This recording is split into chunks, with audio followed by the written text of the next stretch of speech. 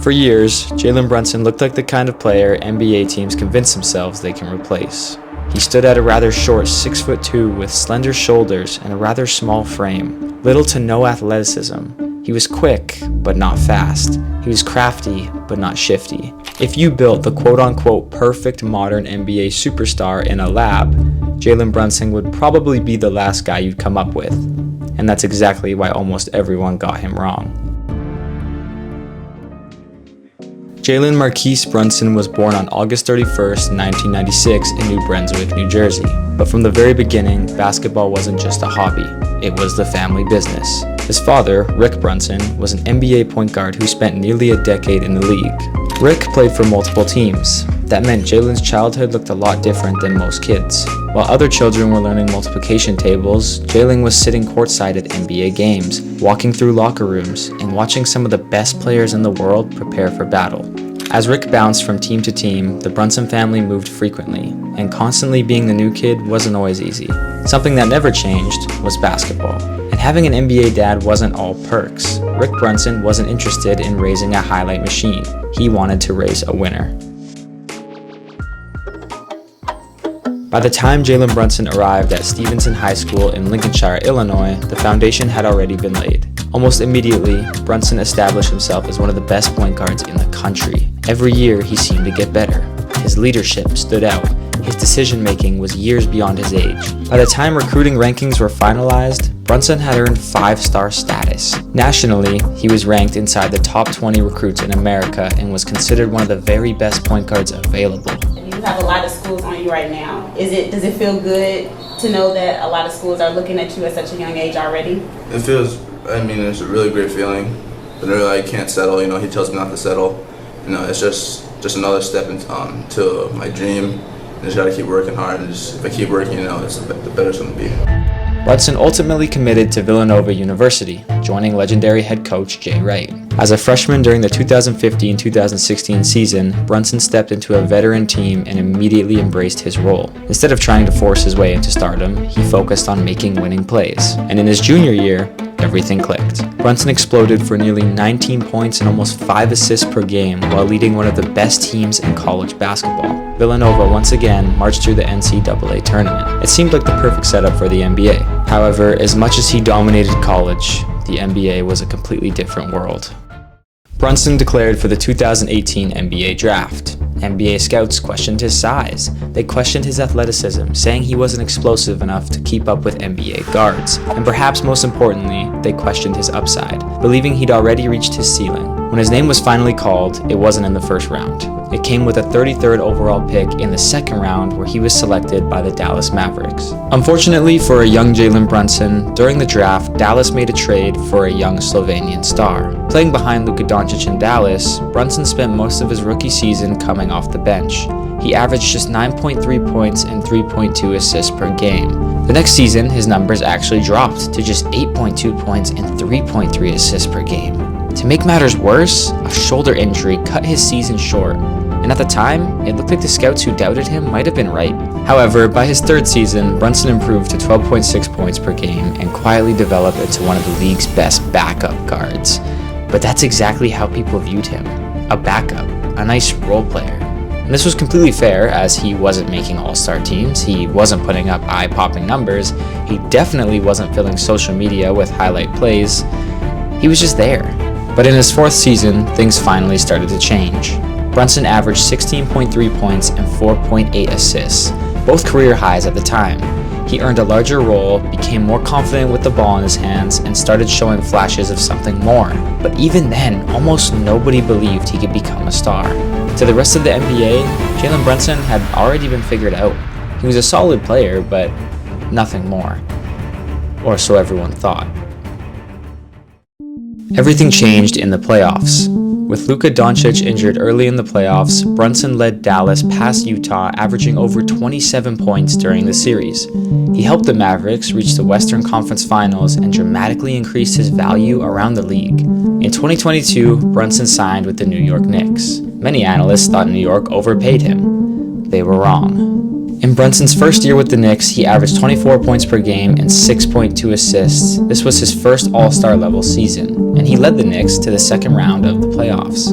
In 2023, he averaged 28.7 points and 6.7 assists. He finished 5th in MVP voting and became one of the NBA's premier clutch scorers. The next season, Brunson was dominating just as much as before, and this time he led the New York Knicks back to the Eastern Conference Finals. And finally, we come to present day. In the 2025 and 2026 season, the narrative around Jalen Brunson had completely changed. Brunson wasn't just an all-star anymore. He was playing like one of the best players on the planet. Night after night, he carved up defenses with an old-school style that almost seemed impossible in today's NBA. No ridiculous vertical, no blazing first step, just elite footwork, perfect pacing, and an ability to make the right decision every single possession. Every time New York needed a bucket, Brunson delivered. There was no longer any debate about whether Jalen Brunson was a superstar. He had officially arrived. In round 1 of the 2026 playoffs, the Knicks faced the Atlanta Hawks. On paper, New York was the better team, but Atlanta pushed them early. Brunson opened the series with 28 points as the Knicks took Game 1, but the Hawks answered by stealing Games 2 and 3, putting New York on the brink. The pressure was on. Game 4 changed everything. The Knicks became more physical, leaned on Karl Anthony Towns, and put the ball completely in Brunson's hands. The Knicks tied the series with a convincing win, but then came Game 5. With the season hanging in the balance, Brunson exploded for 39 points, leading New York to a 126-97 blowout and giving the Knicks all the momentum. In Game 6, it wasn't even close. The Knicks built a 47-point halftime lead before crushing Atlanta 140-89 to win the series. What started as a battle ended in domination. Brunson had silenced the doubters, and the Knicks had passed their first playoff test, but the toughest challenges were still ahead. After taking down the Hawks, the Knicks advanced to the second round. Waiting for them were the Philadelphia 76ers, a team with championship expectations, veteran stars, and plenty of playoff experience. From the opening game, New York controlled the series. Karl Anthony Towns dominated inside. Brunson dictated the pace, picked apart Philadelphia's defense, and consistently made the right play. Philadelphia had no answers. The Knicks took Game 1, defended home court again in Game 2, then headed to Philadelphia needing just 2 more wins. The Sixers fought hard, but every time they made a run, Brunson and the Knicks had an answer. A clutch jumper or a perfect pass. The Knicks swept the 76ers to move on to the Eastern Conference Finals. They had just outclassed one of the East's biggest contenders. After surviving Atlanta and sweeping Philadelphia, the Knicks reached the Eastern Conference Finals. Led by Donovan Mitchell and one of the NBA's most talented rosters, Cleveland was ready for battle. Game 1 set the tone. Brunson dropped 38 points, leading New York to an overtime win and stealing home court advantage. Game 2 was all Knicks. Their defense held Cleveland to just 93 points, taking a commanding 2-0 series lead. Back in New York, the Knicks never looked back. Brunson continued carving up Cleveland's defense while Karl Anthony Towns, Mikal Bridges, and OG Anunoby made the Cavaliers pay whenever they focused too much on him. Game 4 was the exclamation point. New York crushed Cleveland 130-93, completing the sweep and punching their ticket to the NBA Finals.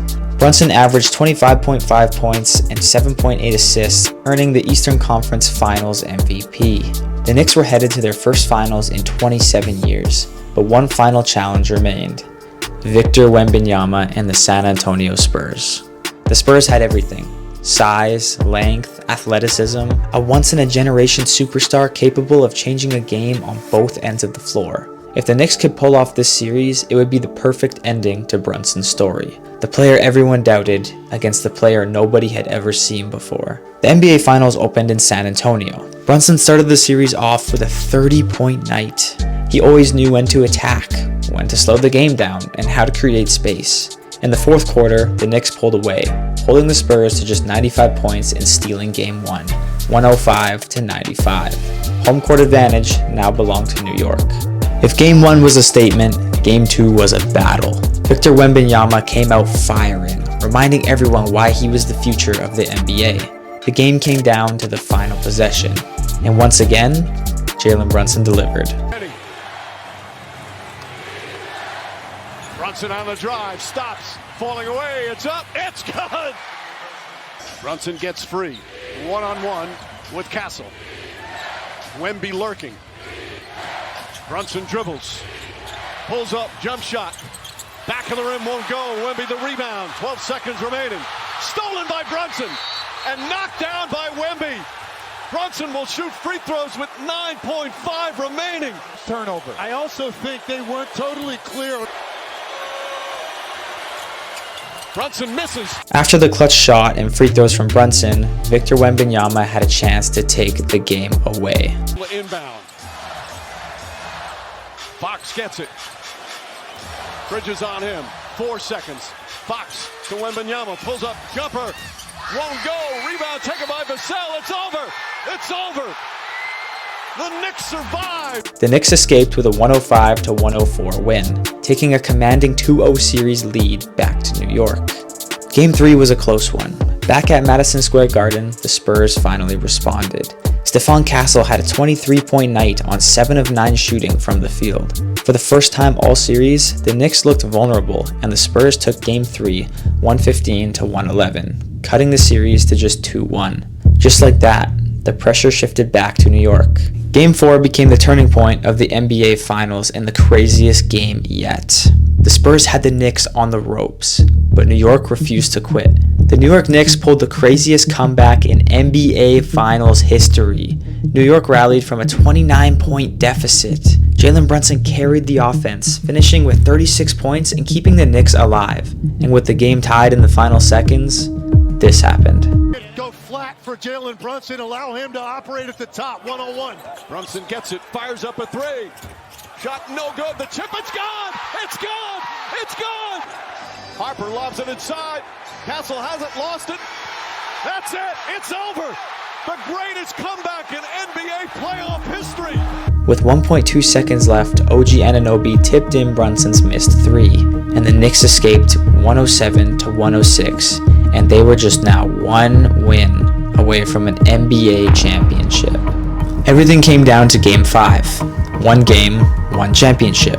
For 53 years, Knicks fans had waited for this moment. All the pressure was on Jalen Brunson. With a title on the line, Brunson delivered the game of his life. Chance to bounce it and nails the 3. Brunson falling away, jumper, that goes. Penny quickly picks him up. Shot clock winding down again. Long three-pointer. Bridges tips it out to Brunson. Brunson a three-pointer. That's good. 45 points. Brunson controlled the game from start to finish, and in the final possession, the ball was left in the hands of De'Aaron Fox. Now, 4-point lead. Here comes Fox. 5 seconds remaining. Fox to Wemby. Wemby tries a 3, puts it up, off the mark. Anunoby the rebound. It's over. It's over. The buzzer sounded, and after 53 years, the New York Knicks were NBA champions. Brunson averaged 32.6 points, 4.6 assists, and 4.2 rebounds in the finals, earning the finals MVP. The player so many teams overlooked. The player everyone doubted. He didn't prove people wrong by becoming someone else. He proved them wrong by becoming the very best version of himself. And in doing so, he brought the New York Knicks their long-awaited championship.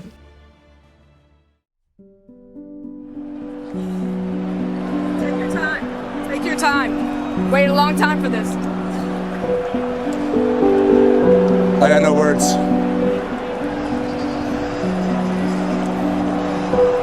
Everything I ever dreamed of. Just, you're obviously feeling a lot of emotions. Can you tell me just what you're feeling? I don't know what I'm feeling. I'm just like, I'm in awe. I don't know. Whenever someone counters out, we find a way to come back and do something about it. When the championship was on the line, you took over the game, really. Especially in the fourth quarter, 15 points in the fourth quarter. Just what were you saying to yourself about finishing this tonight? My confidence comes from my work ethic. Every time I got the ball, all I can think about is all the hours in the summer. For every summer I had since I ever could remember making this a reality. So Whenever I had the ball, I'm just thinking about just me alone in the gym.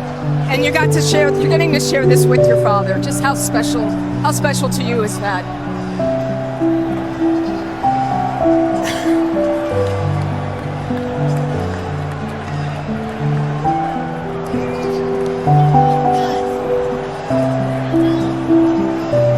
We can see it. That's it then, we can see it. You said you've been doubted your whole life. Too small, not this, not that. But what has this team shown about heart? We're going to find a way. Whatever you put in front of us, we're going to find a way. It doesn't matter. It does not matter whatsoever. We're going to find a way every single time we step on this court. Every time. Congratulations, champ. Thank you.